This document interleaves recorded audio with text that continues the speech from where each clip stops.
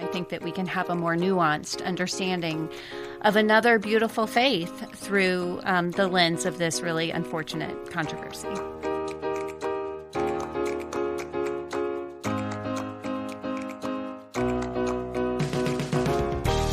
Welcome to Respecting Religion, a BJC podcast series where we look at religion, the law, and what's at stake for faith freedom today. I'm Amanda Tyler, Executive Director of BJC. And I'm General Counsel Holly Holman. Today we're going to talk about two recent and unrelated controversies about religious beliefs, and particularly the way accusations of antisemitism, Islamophobia, and anti-Muslim sentiment can spark and exacerbate divisions in politics and the wider culture.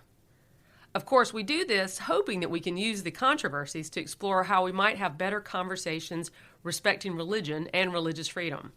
Exactly, Holly. Here on Respecting Religion, we are not interested in highlighting every political fight. There are plenty of places to read about or hear discussions about our political divisions and the problems with polarization in American politics. But we are always interested in understanding religion in politics, and sometimes, unfortunately, the lack of understanding and contradictions in our faith freedom nation. These stories offer a lens to understand the public climate on religion and race and religious freedom. And I think we'll begin with a story that developed nearby at the U.S. Capitol recently. And as some of the news articles mentioned, it was quite the way to cap off a month in this new Congress. Yes, so just last week on February 2nd, the House took up a resolution to remove Representative Ilhan Omar from her assignment to the House Foreign Affairs Committee. Representative Omar represents the 5th Congressional District of Minnesota and has since she was first elected in 2018. When she was elected, she was one of the first two Muslim American women elected to Congress. She is a Somali immigrant, and she was the first to wear the hijab on the House floor. I remember that back in 2018 when she was first elected, and there were quite a few stories marking that kind of landmark election for our country to have that kind of representation in Congress. She attracted quite a bit of attention since she served, in part for some comments that she made, which were attacked by people on both sides as being anti-Semitic. And she then apologized for some of those comments and worked to rebuild relationships with people, including within her own party. So as we talk about this vote and the debate on the House floor, we're going to reference an article from the New York Times, which we will link in show notes. The title of the article is House Ousts Ilhan Omar from Foreign Affairs Panel as GOP Exacts Revenge. So a few points to make about this particular event in Congress. One, I think that this debate attracted attention from a lot of political reporters because it was the first test of new Speaker McCarthy's narrow majority. There was some talk that some Republican members were saying they wanted to vote no on this resolution, and so he had to do some political deal making just to keep his party together. And so we had people paying attention for that reason. Second, it was seen by many as McCarthy delivering on one of his promises that he made in order to get the speakership in the first place. Some people saw it as a revenge vote for the removal by then Speaker Nancy Pelosi of Representatives Gosar and Green from their committee assignments. And it, just as a quick reminder, that vote was taken because of social media posts that those representatives had made endorsing violence against Democrats. Interestingly, maybe, Representative McCarthy or Speaker McCarthy was not present on the House floor during this debate. Instead, running debate for the House Republicans was a freshman member of Congress, Representative Max Miller, who is a member representing a district in Ohio, and he himself is Jewish. He's the one who filed the resolution, was handling debate for the Republicans. There were not many Republicans at all on the House floor for this debate, but there were many Democrats. A lot of the Democratic caucus showed up for Representative Omar, and many of them spoke on her behalf, defending her and saying that she should not be removed from her committee assignment. I agree that Times article really gives a nice overview. And Amanda, we talked about it in the office because you had actually watched the debate as it happened. And interestingly, I heard the replayed debate on C-SPAN on my way to church on Sunday morning. I know that sounds odd, but we have this family tradition of listening to the local public radio classical music station on Sunday morning. That's a good way. Center yourself, get ready for your experience. There's got to be one day of the week where, you turn off your other media and have a different experience. And unfortunately, that station is very close to C-SPAN radio. And so I accidentally listened to some C-SPAN, and it did draw me in. I was like, what is this debate? And then I recognized it for what it was. And so I listened to this very spirited debate, as you said, mostly Democrat speaking, some Republicans, but fewer. And really, it was a passionate debate, and I think pretty enlightening. I mean, you mentioned a lot of the political implications of the debate and what it says about the new leadership and why they did this. From my view, I think it's fair to say that there are two big points that came out of what I heard that morning.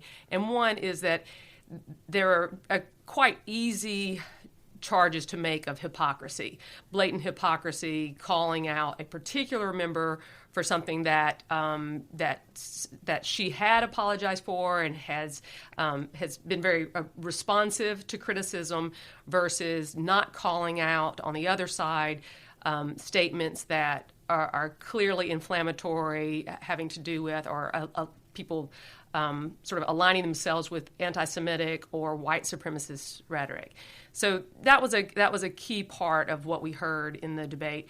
And secondly, it stood out that there was such a wide variety of members, even on the Democratic side, people from different parts of the country and very different perspectives, that noted Representative Omar's talent and her contributions to Congress, and really calling out this action as unfair and taking up for her character in ways that you could see, okay, we can criticize someone's particular mistakes, but that this person had something to offer, very, very valuable perspective, particularly on this committee about foreign affairs. Yes, and she was poised to be the ranking Democrat on a subcommittee dealing with Africa, and herself an immigrant from Africa. Here was an opportunity, I think, to make a difference on that committee that was being taken away from her by this vote.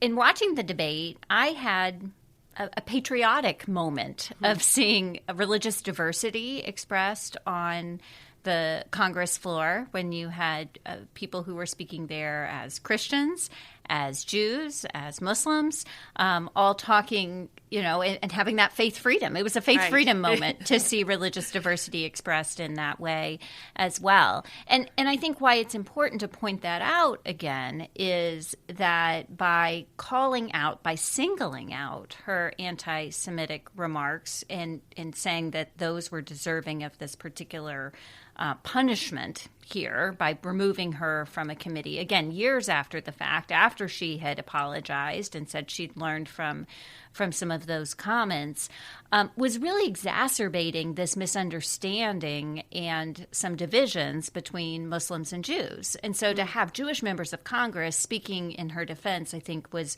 particularly effective. And I thought also echoed in comments made on Twitter later by former Congressman John Yarmuth, who represented a district in Kentucky for many years, was widely respected across party lines, and who is himself Jewish. And I just wanted to read what he wrote on Twitter. He said, "I served with Ilhan Omar and spoke to her about her attitude about Jews and Israel. As a Jew, I'm convinced she is not anti-Semitic. She has been very critical of many Israeli policies. I have said many of the same things she has said. No one has accused me of being anti-Semitic. Questioning Israeli policies is not anti-Semitic. It is being a responsible member of Congress. Too many members think Israel is always right, and they're not. Ilhan calls them out when she believes they are wrong, as she should.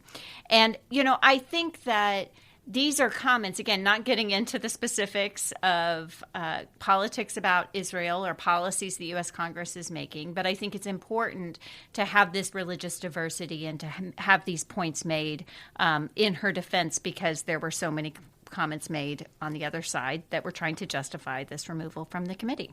Yeah, well, just like you had this patriotic moment of just seeing the diversity and hearing people talk about their different perspectives and realizing that they are represented there in Congress, I took away the fact that they talked about Representative Omar with respect and having watched her in her district. And so you could tell that people learned about religion and different perspectives by getting to know the diverse members within the body. And so I thought that was really powerful. And lastly, I think that spirited debate was somewhat inspired by her own words and her unwillingness to feel marginalized. So if the intent was to marginalize this voice, she made very clear that she could handle it. And part of her statement on the floor, she said very clearly, "I am Muslim, I am an immigrant, and interestingly from Africa. Take your vote or not, I am here to stay." So while this was a really divisive and somewhat ugly incident in this new Congress, there were some positive aspects of that, and that was a remarkable unity across a religiously diverse caucus in standing up for Representative Omar and continuing to try to move forward.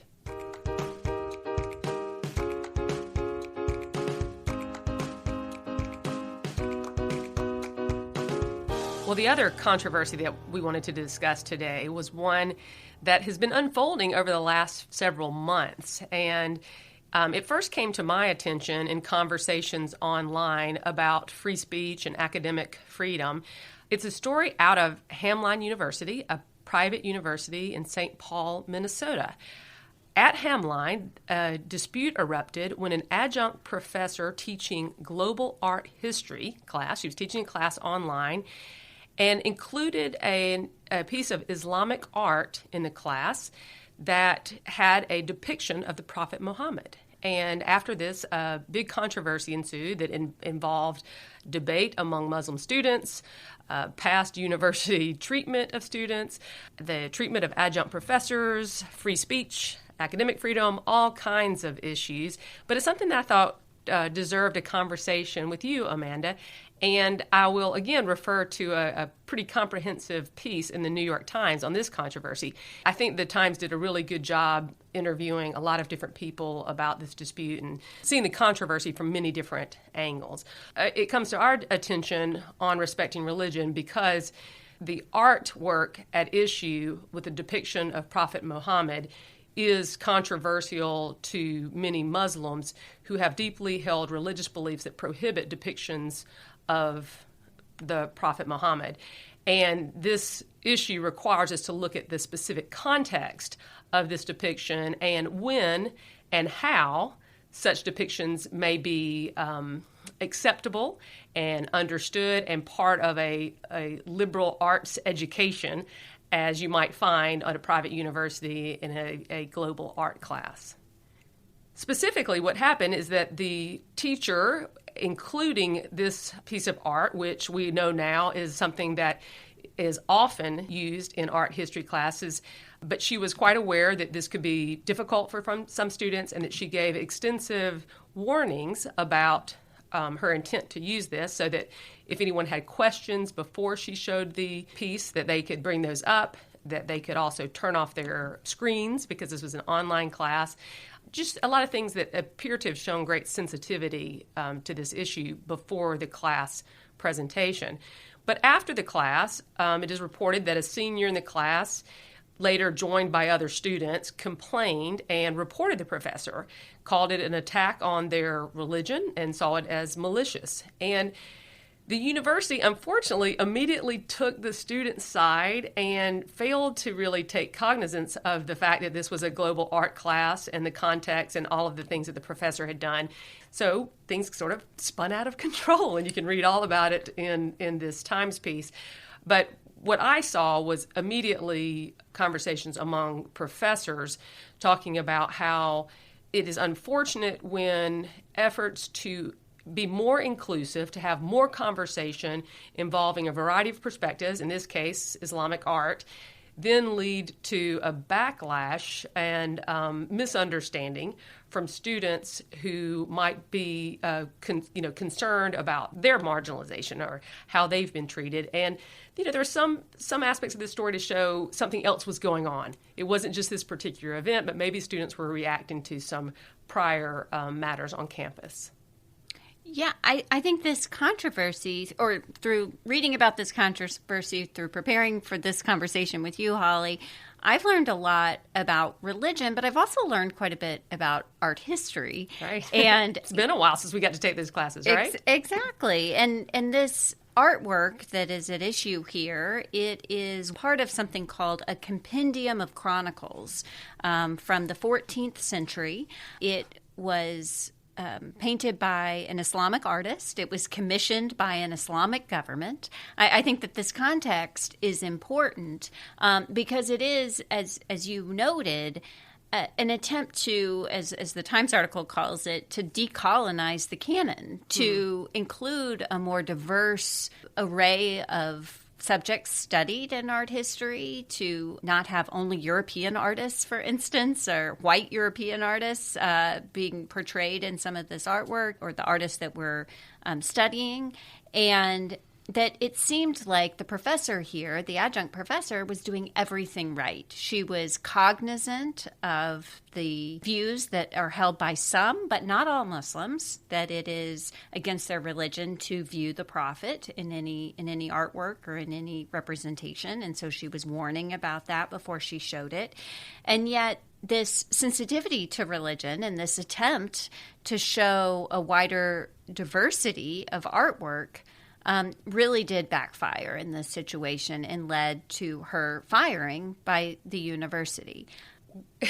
And before they got there, and this dispute continues, the sort of what sounds like a kind of knee-jerk reaction really sort of was taken to a higher, or I should say a lower level, because I think maybe the dean of students sent an email condemning this classroom incident. So this is an email that's widely distributed saying that an unfortunate act had happened in a classroom, that it was a disrespectful Islamophobic act.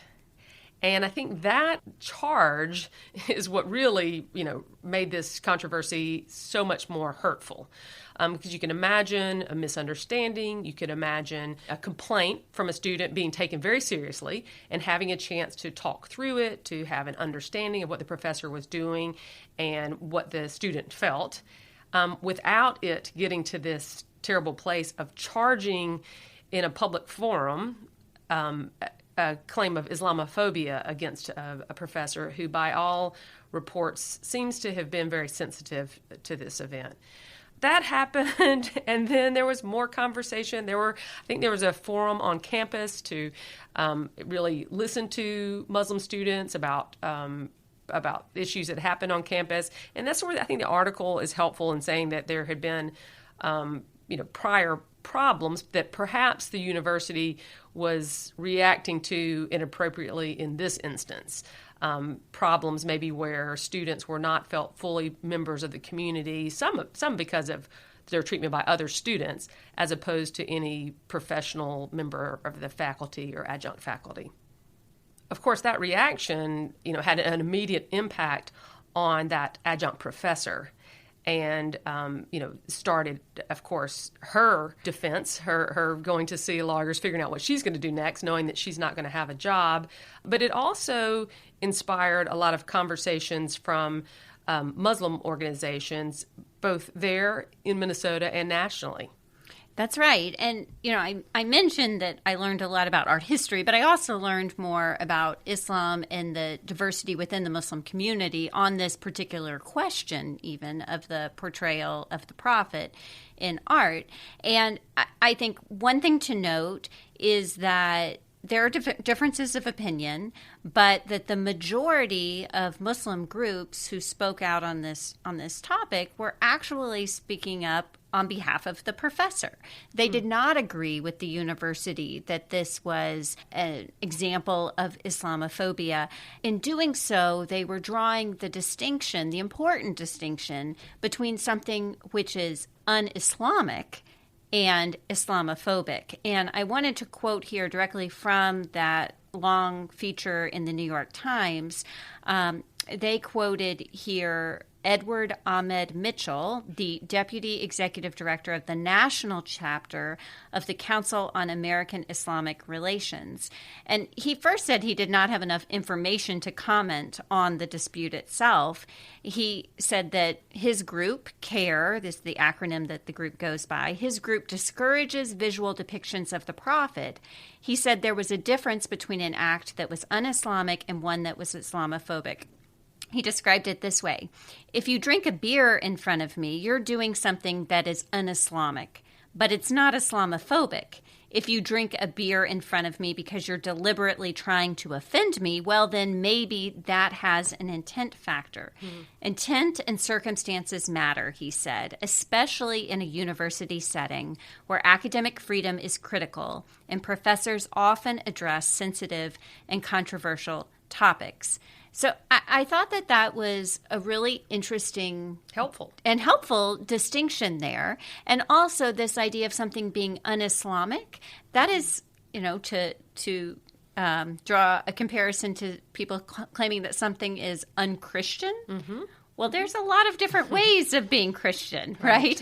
And there are a lot of different ways of being Muslim. Mm-hmm. And so we're also painting with a pretty broad brush here about what exactly is un-Islamic, but the fact that the teacher here did not appear to have any intent to disparage or discriminate against Muslim students, and particularly Muslim students who had this religious belief about the depictions of Muhammad, that these Muslim advocacy groups did not find her actions to be Islamophobic. And that's a really clarifying point, as well as, again, thinking about the context, university setting, a class on global art, the context of trying to provide an education, a well-rounded education, and the way religion comes up in lots of different varieties and needs to be talked about with sensitivity, but also with inclusion and understanding these different perspectives.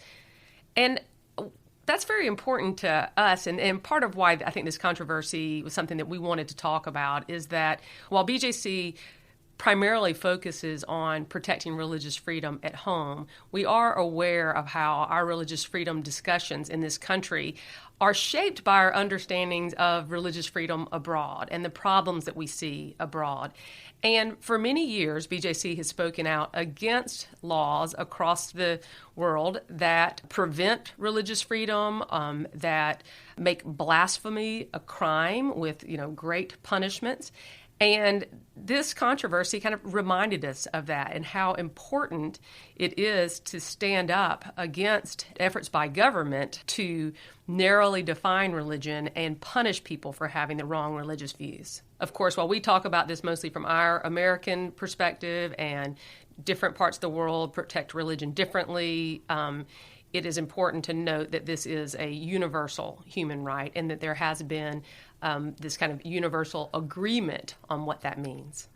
And we wanted to bring up this topic of blasphemy as part of this particular Hamline University controversy because we think it's an under-discussed part of this controversy. Right. That this idea of blasphemy is being raised in this non-governmental area here, right, of this private university and a employment dispute that they're having with their adjunct professor and these issues of academic freedom. But even in a country that doesn't have a national blasphemy law. We have our challenges, our free speech challenges, our responsibility challenges, important discussions about self-censorship when it's appropriate and when it's not. And I think this controversy touches on a lot of these really important issues that we care about. And Holly, we know that many religious people have things that they find blasphemous. And that's not the problem. We're not worried about, people can still have things that they find blasphemous. The problem is when the government gets involved by passing a blasphemy law and by enforcing a blasphemy law. But a blasphemy law ultimately stifles religious expression. If there are things a person cannot say due to a law because another person finds it blasphemous, we lose the ability to deepen our own faith through questioning. And we care about ensuring that true freedom of religion, even if it's a religion different from ours. That's something key to this conversation we're having. As well as keeping the peace in a religiously diverse country as ours. And there are so many gifts of living in a religiously diverse country that has, again, relative to the rest of the world, very robust religious freedom. And I think it's also shows some of the challenges, right? Mm-hmm. The potential pitfalls, the misunderstandings, the ways that this can feel harmful to people. And I think what we should not do as a result of a controversy here, like we had at Hamline University, is to speak less about religion in the public square. I think there would be one reaction to say, we don't want to offend, we don't want to step on someone's toes and their particular, we don't want to violate someone's religious viewpoint. We don't want to lead them to go against their religious dictates, so we're just going to keep religion totally out of the classroom. Mm-hmm. I think that would be a mistake. I think instead, if we can learn from the controversy, if we can understand how to be more inclusive, how to be more tolerant, how to be more understanding and knowledgeable, too, about religious views, then we'll be better for it. I think it is helpful if we define what we're talking about. In general, blasphemy laws prohibit criticism of religion, denigration of religion, or criticisms of religious symbols or language. And the language of each law is going to be important to look at as our definitions. And it's also important to note that many countries that have blasphemy laws do not typically enforce them. Blasphemy laws are on the books in more than 1/3 of the world's countries, and they exist in both hemispheres and in democracies and dictatorships. In 7 countries, the death penalty is a possible punishment for blasphemy.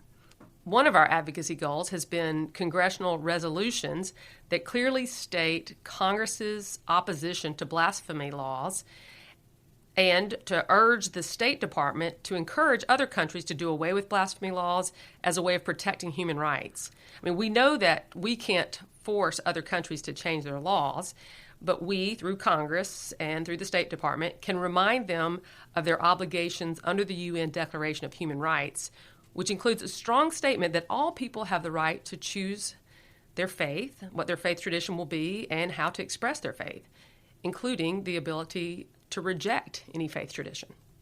And that makes sense because blasphemy laws at their core stifle religious expression and are at odds with religious freedom. We have room for all different kinds of expressions and views about religion when the government stays out of religion. And it's not the government's job to enforce one view of religion and religious expression.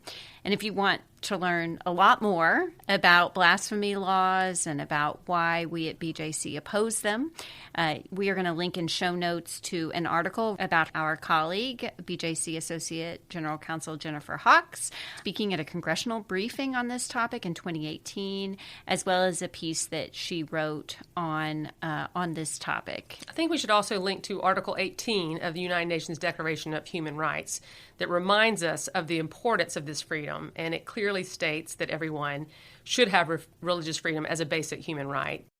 And so I think that on respecting religion, we obviously, Holly, respect religion. We want to see more religious expression. That's right. Not less. And we recognize it is not without danger in these times, as this dispute shows. And as I mentioned earlier, this did lead, of course, to the professor having to look out for herself and her being sort of the target of some unfortunate statements. And she did seek counsel and has now filed a complaint against the university. Her contract was not renewed. These adjunct professor contracts are usually year to year, but it was clear, or at least from her perspective, that she was not asked back because of this incident. So she now has a lawsuit against the university that we can link in the show notes information about that. And interestingly, the conversation continued on campus, and there was some improvement of dialogue, and the university actually changed its tune. They did. And here we learned about this from reporting from Religion News Service. And we will link to their article as well in show notes here. I think on the same day that the professor filed her lawsuit, the Hamline University issued a statement retracting its earlier statement that had called her comments Islamophobic. In the statement made by the chairwoman of Hamline University Board of Trustees, Ellen Waters, in a joint statement with the university's president, said, "Based on all that we have learned, we have determined that our usage of the term Islamophobic was therefore flawed."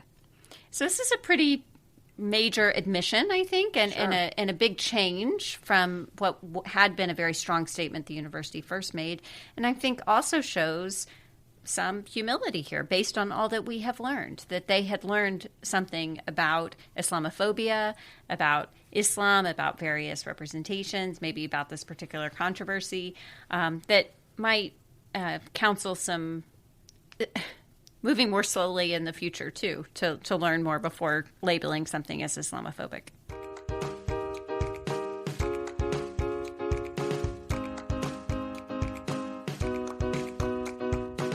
Well, it makes sense that the university would have something different to say after doing more fact-finding and having a little more time, the benefit of hearing from, I'm sure, the community at large.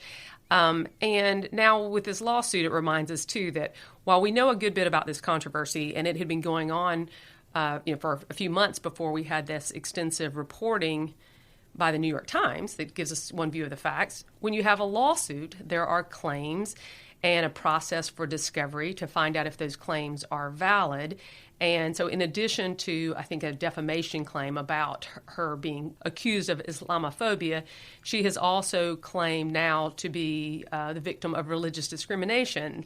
I think that that's some kind of charge that means that she was treated differently or assumed to be doing something different because she was not a Muslim. And whether that claim is valid and how it sticks will be looked at in the process of litigation. Maybe this will go forward. Maybe it will be resolved out of court. That remains to be seen.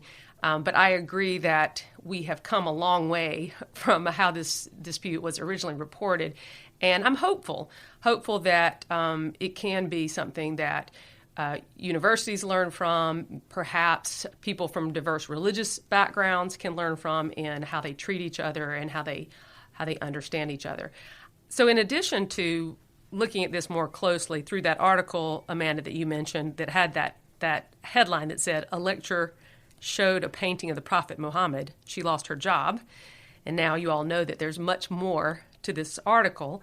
In addition to that, if you're very interested, I would recommend a program that was put on at the University of Rutgers Law School by Professor Sahar Aziz. She is a professor who specializes in the area of civil rights and race and religion, and she heads a program called the Center for Security, Race, and Rights. And I appreciated that she spoke up in this controversy right away among colleagues who are interested not only in religious freedom and issues for Muslim students, but also concerns about adjunct faculty and the problem in the commodification of education. And she put on a program called Protecting Academic Freedom, Empowering Muslim Students After the Hamline Controversy. And I think that's available as a source of understanding this controversy more explicitly And from a Muslim perspective, what that sounds like, and a Muslim academic perspective. I was really pleased to see that Professor Aziz did that program. And in fact, I know Sahar because she was a law school classmate of mine, and I have also had the opportunity to do some recent work with her. And she just published a new book through the University of California Press titled The Racial Muslim, When Racism Quashes Religious Freedom. These two controversies that we've discussed today involving Representative Omar and Hamline University have a common takeaway for our work. We need to carefully evaluate accusations of religious bias, whether they're about antisemitism, Islamophobia, or about the targeting of other religious groups or the non-religious. And we can treat these accusations seriously without accepting every accusation as legitimate. That's difficult work, I acknowledge, but it is one way of respecting religion. Finally, we need to recognize our place as Baptists discussing issues impacting religious minorities in this country. We need to take a posture of learning about other religions as we continue our long-standing work expressing our solidarity with Jewish groups, Muslim groups, and interreligious coalitions, groups such as the Shoulder to Shoulder campaign. We can have an increased understanding of religion, and particularly intra-religious differences among Muslims, for instance, and more understanding of and appreciation for Islam, a religion that many Americans really don't know much about, that has been very unfortunately and dangerously characterized in ways that have led to anti-Muslim discrimination and violence, but that there has been an opportunity for Muslims to speak out and to teach about their faith in the context of this controversy. And I want to link in particular in show notes to an open letter to Hamline University from Muslims for Progressive Values. It's a 4-page letter that is written not just to Hamline University, but also to the public, and in certain places to Muslims in particular. And I learned quite a bit more about some Muslim values in reading this piece in a way that was very enlightening to me, and I wanted to share in the podcast notes for others, that I think that we can have a more nuanced understanding of another beautiful faith through the lens of this really unfortunate controversy.